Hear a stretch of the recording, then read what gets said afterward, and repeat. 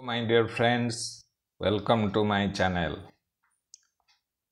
Now I will discuss some PYQs, previous year GET questions based on steady flow energy equation uh, in GET Mechanical Engineering and GET XC, that is Engineering Sciences. And I am going to solve three numericals. Before starting, I must say one thing to all of you. Please do subscribe to this channel. Of course, like it and share it to your friends. Subscribe करने के लिए ना भूले please.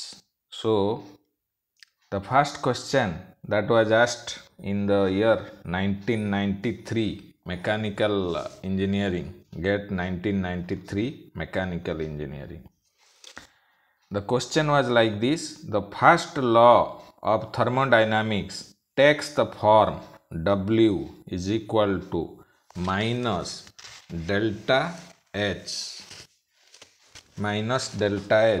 when applied to option A is a closed system undergoing a reversible adiabatic process, an open system undergoing an adiabatic process with negligible changes in kinetic and potential energies, a closed system option C undergoing a reversible constant volume process, and last option is a closed system undergoing a reversible constant pressure process. Which one of these four options is the correct answer? So you see, the first law equation, Q is equal to delta U plus W, where Q is the heat input to the system and W is the work done by the system. Delta U is the change in internal energy. This is the first law equation for a closed system. We know that. This is the first law equation. हमको ये मालूम है.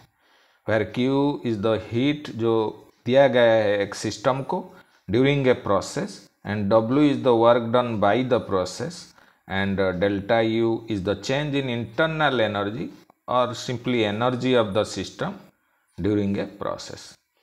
सो अगर हम one by one ये चारों option को check करेंगे, हमको पता चल जाएगा कौन सा इक्वेशन होगा. W is equal to minus delta H. Delta H is the change in enthalpy of the system during a process. You see, first option is closed system undergoing a reversible adiabatic process. So closed system होने के कारण हम ये equation is applicable only for closed system undergoing any process, where heat Q is heat added to the system during that particular process, और W जो है work done, system जो work करता है वो W है, और Q जो हीट दिया गया है सिस्टम को during that process, and delta U जो चेंज इन एनर्जी होता है.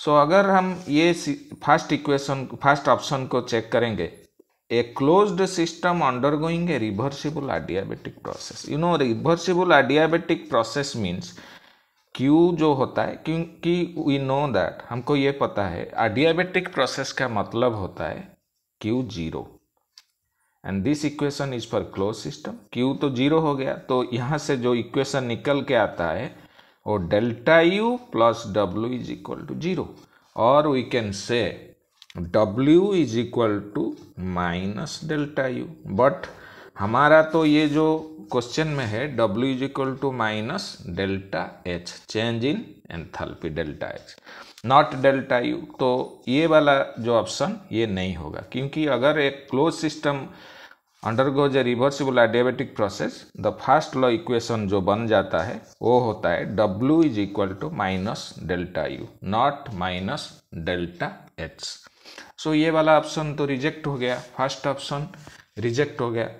सो अगर हम सेकेंड ऑप्शन को जाएंगे, an open system undergoing an adiabatic process with negligible changes in kinetic and potential energies. क्योंकि ओपन सिस्टम का जो जनरलाइज्ड इक्वेशन है वो इस तरह की है. Q is equal to WCB plus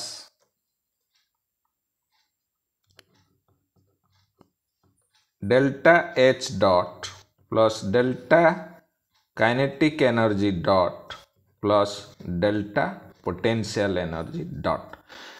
ये स्टेडी फ्लो एनर्जी इक्वेशन ये रेट फॉर्म में है, पर सेकेंड में है, और इसको भी हम कन्वर्ट कर सकते हैं पर यूनिट मास के फॉर्म में। यहाँ अगर हम रेट फॉर्म में भी ले लेंगे तो ये है equation where Q dot is the rate of heat flow into the system. पर सेकेंड में जितना हीट दिया जाता है एक कंट्रोल वॉल्यूम को, क्योंकि ये ओपन सिस्टम है सो कंट्रोल वॉल्यूम आता है, और WCB डॉट जो है rate of work done by the control volume आता है, और delta H is the rate of change of enthalpy. जो एंथैल्पी जो होता है वो पर सेकेंड में कितना चेंज इन एंथैल्पी आता है, और ये पर सेकेंड में कितना काइनेटिक एनर्जी में चेंज आता है, और ये पर सेकेंड में चेंज इन पोटेंशियल एनर्जी होता है। क्योंकि हमारा जो ये सेकेंड ऑप्शन दिया गया है, अगर हम इसको पढ़ेंगे, एन ओपन सिस्टम जो है अंडरगोइंग एन एडियाबेटिक प्रोसेस, तो ये वाला Q डॉट जीरो हो गया, Q डॉट जीरो हो गया, एंड एडियाबेटिक प्रोसेस होने के कारण Q जीरो हो गया, and negligible changes in kinetic and potential energy, negligible changes in kinetic and potential energy. तो हमारा डेल्टा K भी जीरो हो जाएगा और डेल्टा P जो चेंज इन पोटेंशियल एनर्जी भी जीरो हो गया। तो हमारा जो इक्वेशन बन गया वो इक्वेशन आ गया plus delta H dot is equal to zero. अगर हम रेट फॉर्म में भी नहीं लेंगे, सिंपली एनर्जी फॉर्म में लेंगे, तो हमारा इक्वेशन बन जाएगा plus delta H zero. So यहाँ से निकल के आता है W is equal to minus delta H। So जो कि हमारा क्वेश्चन में है, तो ये W is equal to minus delta H ये सेकेंड ऑप्शन में होगा। स्टेडी फ्लो एनर्जी इक्वेशन बहुत ही इजी सब्जेक्ट है, कंसेप्ट है, एंड हर साल 2 या 3 मार्क का क्वेश्चन गेट में आता है steady flow energy equation. So if you focus on this topic you will find it very useful, और बहुत ही इजी कंसेप्ट है। एंड अगर तुम एनर्जी बैलेंस ओपन सिस्टम का तुम कंसेप्ट को if you can understand, then everything would be easy for you. And so this is the generalized equation, Q is equal to WCB plus delta H मतलब change in enthalpy, delta K मतलब change in kinetic energy, and delta P मतलब change in potential energy। अगर हम C और D option को भी check करेंगे तो ये W is equal to minus delta H कभी नहीं आएगा। हम चेक कर सकते हैं, जैसे कि मतलब यू सी, अगर क्लोज सिस्टम अंडरगोइंग ए reversible constant volume process, close system होने के कारण ये तो इक्वेशन हमारा रह गया ना, जनरल इक्वेशन ये हो गया। लेकिन अगर कांस्टेंट वॉल्यूम होगा तो W जीरो हो जाएगा, PdB जीरो हो जाएगा, क्योंकि there is no other work present, कोई भी दूसरा PdB वर्क को छोड़ के दूसरा वर्क तो है नहीं यहाँ, तो Q is equal to delta U बन जाएगा अगर ऑप्शन सी को जाएंगे। Q is equal to delta U, क्योंकि W जीरो है। लेकिन हमारा तो इक्वेशन है W equal to minus delta H, तो सी ऑप्शन भी हो नहीं सकता। सो D यहाँ आ जाएगा, Q is equal to delta U plus PdB, लेकिन हमारा जो ये बन जाएगा डेल्टा H माइनस VdP, क्योंकि डेल्टा H होता है H is equal to U plus PV, तो अगर हम इसका डिफरेंशियल ले लेंगे delta U plus PdB plus VdP, constant pressure process में VdP जो टर्म होता है वो जीरो हो जाएगा, तो डेल्टा H बन गया delta U plus PdB। So Q अगर कांस्टेंट प्रेशर प्रोसेस में हम निकालेंगे तो QP is equal to delta H and QV is equal to delta U। तो इक्वेशन इस तरह आता है। So W is equal to minus delta H तो आ नहीं रहा है, तो ऑप्शन बी में सिर्फ आ रहा है। अगर ओपन सिस्टम कुछ एडियाबैटिक प्रोसेस अंडरगो करेगा with a negligible changes in kinetic and potential energy, then first law जो इक्वेशन आएगा वो आएगा W is equal to minus delta H. So option B is the correct answer, option B. So जो second question है,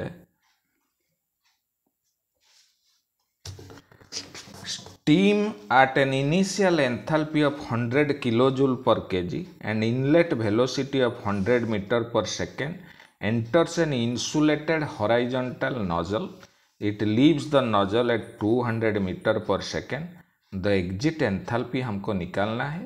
वो ये वाला question gate 2016 mechanical engineering में पूछा गया था।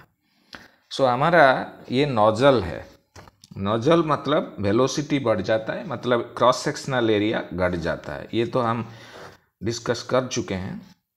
सपोज ये हो गया हमारा सेक्शन 1 और ये बन गया हमारा सेक्शन 2। ये इनलेट सेक्शन है और ये एग्जिट सेक्शन नोजल का है। स्टीम जो है यहाँ एंट्री कर रहा है विथ वेलोसिटी ऑफ 100 मीटर पर सेकेंड। सो V1 मतलब 100 मीटर पर सेकेंड, जो velocity of steam at the inlet of this nozzle. So यहाँ इसको भी हम ले सकते हैं, ये कंट्रोल वॉल्यूम बन गया और ये कंट्रोल सरफेस हो गया। सो V1 जो इनिशियल वेलोसिटी 100 मीटर पर सेकेंड है और H1 specific enthalpy of steam at the inlet, that is 100 kilojoule per kg। And यहाँ सेक्शन 2 में जो वेलोसिटी है V2 वो 200 मीटर पर सेकेंड। क्योंकि हम लोगों को ये पता है कि नोजल ऐसा एक डिवाइस है जिसमें फ्लूइड का वेलोसिटी बढ़ जाता है और उसका एंथैल्पी या प्रेशर और टेम्परेचर ड्रॉप हो जाता है। क्योंकि जो एंथैल्पी जब ड्रॉप होता है उस एनर्जी कन्वर्सन होके काइनेटिक एनर्जी बढ़ जाता है। सो V2 200 मीटर पर सेकेंड है, V1 100 मीटर पर सेकेंड है। सो हमको ये पूछा है कि ये जो सेकेंड सेक्शन और एग्जिट सेक्शन में एंथैल्पी कितना है। सो हम लोगों को ये पता है जो steady flow energy equation of nozzle is H1 plus, and basically ये इंसुलेटेड भी है, insulated, there is no heat transfer between the control volume and surroundings। so ये तो पता है, this is the steady flow equation of nozzle where H1 is the enthalpy at the inlet section and V1 is the kinetic energy at the section 1 और inlet section, और H2 होता है specific enthalpy at exit section और V2 होता है kinetic energy velocity of fluid at the exit section। ये तो होता है, but if you don't want to memorize this equation has already been derived in our earlier lectures, you can go through it। but if you don't want to memorize this equation also, हम analysis करके उसको भी निकाल सकते हैं। ये जो steady flow process है इसका जो एनर्जी बैलेंस ऐसा होता है, energy flow rate entering into control volume. पर सेकेंड में जितना एनर्जी एंटर करेगा कंट्रोल वॉल्यूम को, इतना ही एनर्जी आउट हो जाएगा पर सेकेंड में। वो स्टेडी फ्लो प्रोसेस का फंडामेंटल से energy of the control volume जो है वो कांस्टेंट रहता है। कैसे कांस्टेंट रहेगा? क्योंकि यहाँ जो मास जब एंट्री, क्योंकि ये ओपन सिस्टम है तो मास तो एंट्री करेगा ही करेगा और एग्जिट भी करेगा, मास इंटरेक्शन होगा सिस्टम और सराउंडिंग के बीच। सो यहाँ जो मास एंटर करता है उसके साथ कुछ एनर्जी भी एंटर कर सकता है, और उसके अलावा तो हीट और वर्क फ्लो तो सिस्टम और सराउंडिंग बीच में होता है, जैसा क्लोज सिस्टम में भी वो होता है। लेकिन यहाँ दूसरा तरह की जो एनर्जी इंटरेक्शन होता है वो मास के साथ कुछ फ्लो एनर्जी और मास के साथ कुछ एनर्जी एंटर करता है और लीव भी करता है, उस एनर्जी में फ्लो वर्क भी आता है। तो हमारा जो अगर जितना एनर्जी यहाँ एंटर करेगा उतना एनर्जी लीव करेगा, सो दैट कंट्रोल वॉल्यूम का एनर्जी तो कांस्टेंट रहेगा ना। सो हम ये इक्वेशन से ये इक्वेशन निकाल सकते हैं। यहाँ अगर देखेंगे तो क्या क्या एनर्जी एंटर कर रहा है, सपोज हमारा पर यूनिट मास में ले लेंगे तो फ्लो एनर्जी जो होता है, energy of a flowing fluid में एंथैल्पी तो आता है, स्पेसिफिक एंथैल्पी, और स्पेसिफिक काइनेटिक एनर्जी भी आता है। स्पेसिफिक काइनेटिक एनर्जी मतलब अगर कुछ फ्लूइड का मास m है और वेलोसिटी v है, उसका काइनेटिक एनर्जी हाफ mv² होता है। लेकिन अगर मास को 1 kg ले लेंगे तो हाफ इंटू 1 इंटू v² हो जाएगा, तो इसलिए v1²/2 जो है वो स्पेसिफिक काइनेटिक एनर्जी, h1 जो होता है स्पेसिफिक एंथैल्पी। और उसके अलावा जो पोटेंशियल एनर्जी होता है GZ1। यहाँ सिंस ये हॉरिजॉन्टल दिया गया है, हॉरिजॉन्टल का मतलब दोनों साइड में वो होता है इतना एनर्जी एंटर कर रहा है, और since it is insulated there is no other heat interaction तो हो नहीं रहा है सिस्टम और सराउंडिंग के बीच में, एंड नोजल में कुछ शाफ्ट तो लगा नहीं है, तो W कोई भी कंट्रोल वॉल्यूम वर्क नहीं हो रहा है, या शाफ्ट वर्क तो हो नहीं रहा है जो W हम, so there will be no Q and W term, only जो फ्लोइंग फ्लूइड है उसका जो एनर्जी अंदर आता है और बाहर जाता है, उसको हम अकाउंट को ले लेंगे। तो जो एनर्जी जो आउट हो रहा है वो होगा S2 प्लस v2²/2। v1 और v2 वो वेलोसिटी होता है, कोई भी उसको C1 एंड C2 भी ले सकते हैं, there is no problem in it, and GZ2। So क्योंकि ये इंसुलेटेड है, इसमें कोई Q हीट इंटरेक्शन हो नहीं रहा है, एंड सिंस हॉरिजॉन्टल, सो ये अगर हॉरिजॉन्टल नोजल है तो चेंज इन पोटेंशियल एनर्जी हमेशा 0 रहेगा, क्योंकि ऐसे तो जा रहा है ना, डाटम लाइन से सेम हाइट में वो फ्लो हो रहा है, सो चेंज इन एलिवेशन 0 हो जाएगा, ये दोनों टर्म 0 हो जाएगा। सो हमारा जो इक्वेशन रह गया वो हो गया h1 plus v1²/2 is equal to S2 plus v2²/2. You can directly memorize it because we have already derived it in earlier lectures.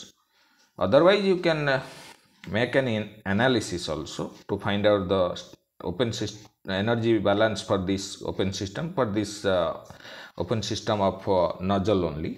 So this is the equation.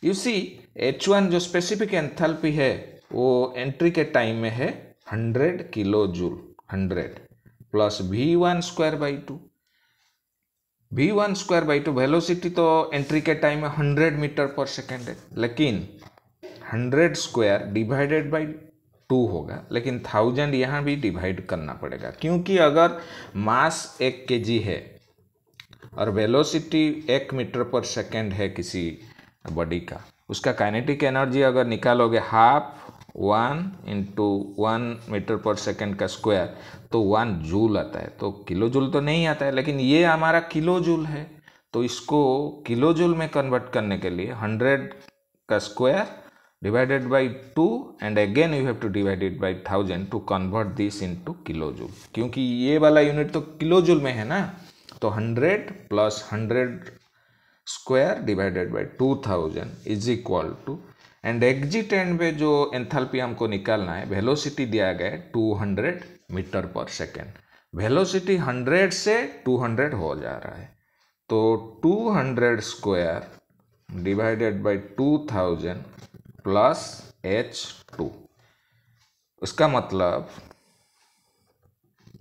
H2 जो है ये हो गया 100 प्लस 100² माइनस 200² डिवाइडेड बाय 2000। यहाँ से अगर हम निकालेंगे 100 प्लस a² माइनस b², तो a plus b into a minus b,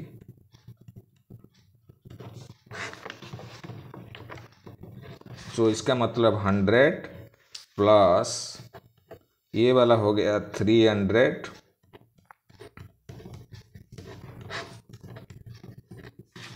तो ये हो गया 100 माइनस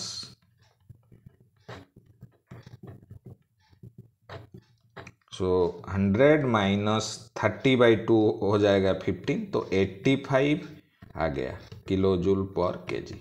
एग्जिट एंड पे 85 किलो जूल पर केजी, तो एंथैल्पी एग्जिट एंथैल्पी जो है किलो जूल पर केजी में, तो 85 आंसर आएगा ना। वो एंथैल्पी स्पेसिफिक एंथैल्पी क्या ड्रॉप हो रहा है 100 से 85 तक, वही जो ड्रॉप हो रहा है वो जाके वेलोसिटी को बढ़ा रहा है। 100 से 200 तक स्टीम का वेलोसिटी बढ़ जाता है।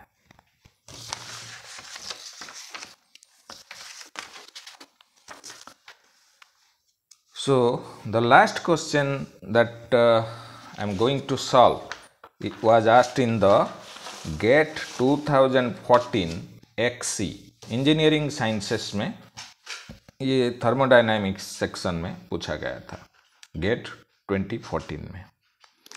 Question was like this, consider the steady flow of air through an insulated nozzle. यहाँ भी इंसुलेशन है, कोई भी हीट इंटरेक्शन नहीं हो सकता है। The pressure and temperature at the inlet are 120 kilo pascal and 320 kelvin respectively. Inlet में एंट्री करने के टाइम जो एयर था, यहाँ फ्लूइड है एयर, सो एयर का प्रेशर था 120 किलो पास्कल, टेम्परेचर था 320 kelvin. The outlet pressure is 1 bar. Outlet में 1 बार का मतलब है 100 किलो पास्कल, सो 120 से 100 तक ड्रॉप हो जा रहा है। We know that in a nozzle what happens, pressure and temperature fluid का ड्रॉप हो जाता है और वो जाके वेलोसिटी को ऐड करता है, वेलोसिटी को बढ़ा देता है। The inlet velocity is very small, so inlet velocity को हम 0 ले सकते हैं। And the air undergoes a reversible adiabatic process. Reversible adiabatic का मतलब isentropic process.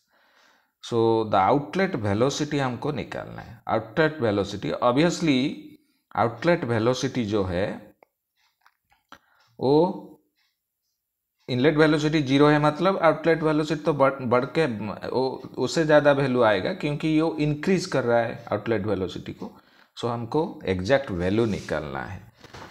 So we just discussed that steady flow energy equation is, so inlet को suppose हम HI ले लेंगे plus VI²/2। Just in the previous problem we just derive the steady flow energy equation for nozzle which is also insulated। insulated का मतलब कोई भी heat interaction नहीं हो सकता है। तो जो इक्वेशन हम डिराइव किए वो इस तरह था, H1 + V1²/2 लिखे थे, वो हम इनलेट के लिए 1 नहीं लेके हम I ले लिए, HI for inlet, plus VY²/2 is equal to HO plus V0²/2। मतलब ये एग्जिट एंड पे वेलोसिटी है, ये इनलेट एंड पे वेलोसिटी है।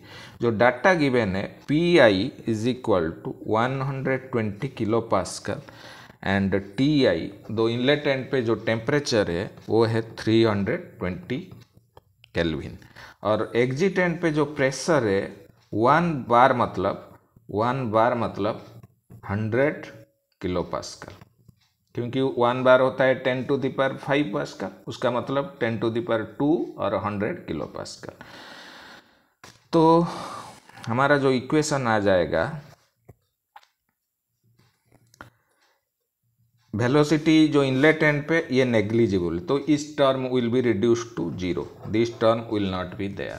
सो यहाँ से जो इक्वेशन आता है V0²/2 is equal to HI minus H0। So इसका मतलब आता है V0² is equal to 2 into HI minus H0। अगर HI माइनस H0 जूल पर केजी में है तो ये इक्वेशन ठीक है। अगर HI minus H0 kilo joule पे आएगा तो यहाँ 1000 मल्टीप्लाई करना पड़ेगा, क्योंकि हमको जूल में लाना है, क्योंकि काइनेटिक एनर्जी तो जूल पे आता है ना। तो अगर एंथैल्पी जूल में आता है तो ये इक्वेशन सही है। V0² is equal to 2 into HI minus H0। So यहाँ से हमको ये मालूम है किसी आइडियल गैस का H होता है specific enthalpy CP into T होता है मल्टीप्लाइड बाई T। CP मतलब specific heat at constant pressure. और air is an ideal gas, वो आइडियल गैस का स्पेसिफिक हीट कांस्टेंट रहता है, वो चेंज नहीं होता है। तो हम ये लिख सकते हैं V0 स्क्वायर और V at outlet, V0 is velocity at outlet, two CP TI minus T0, ऐसे लिख सकते हैं। फिर T is in terms of kelvin, ऐसे लिख सकते हैं। सो हमको तो आउटलेट वेलोसिटी निकालना है और इनलेट टेम्परेचर तो हम निकाल चुके हैं। CP तो हमको मालूम है 1005 अगर जूल पे ले लेंगे, 1005 किलो जूल होता है, लेकिन जूल पे ले लेंगे तो 1005 होगा, 1005। TI मालूम है, अगर T0 हम निकाल सकते हैं तो हम V0 पा जाएंगे। सो एडियाबेटिक प्रोसेस में जो इक्वेशन होता है रिवर्सिबल एडियाबेटिक प्रोसेस का या आइसेंट्रोपिक प्रोसेस का जो इक्वेशन होता है वो इस तरह है। T0 T और P के बीच में जो रिलेशन होता है P0 by PI to the power gamma minus 1 by gamma. T0 is the temperature of fluid in an isentropic process at the exit end or outlet. Ti is the inlet, temperature at inlet. P0 is the pressure at outlet. Vi is the pressure at inlet. So यहाँ से हम ये लिख सकते हैं T0 is equal to Ti multiplied by P0 by Pi to the power gamma minus 1 by gamma. Ti तो 320 kelvin है ना, P0 जो होता है हमारा 100 kilo pascal, Pi 120 kilo pascal, और गामा माइनस 1 मतलब गामा एयर का 1.4 होता है, तो 0.4 डिवाइडेड बाय 1.4, यहाँ से आता है 303.75 केल्विन, 303.75 केल्विन। सो यहाँ हमारा V0 स्क्वायर हम निकालेंगे, temperature at the outlet end तो निकल के आ गया। So V0 square is equal to 2 multiplied by CP जो होता है, CP of air is 1.005 kilo joule per kg kelvin, और इसको जूल में ले लेंगे तो 1005 जूल पर kg केल्विन, तो आ गया 1005 joule per kg kelvin. So 1005 multiplied by Ti हमारा आया था 320 माइनस ये जो 303 T0 टेम्परेचर एट द एग्जिटेंट, जो नोजल हमारा ऐसा है ना, ये एग्जिटेंट पे टेम्परेचर, ये इनलेट पे टेम्परेचर। सो 320 माइनस 303.75, यहाँ से वेलोसिटी हमको निकालना है। Velocity will be root over of 2 multiplied by 1005 into 16.25 मतलब स्क्वायर रूट ऑफ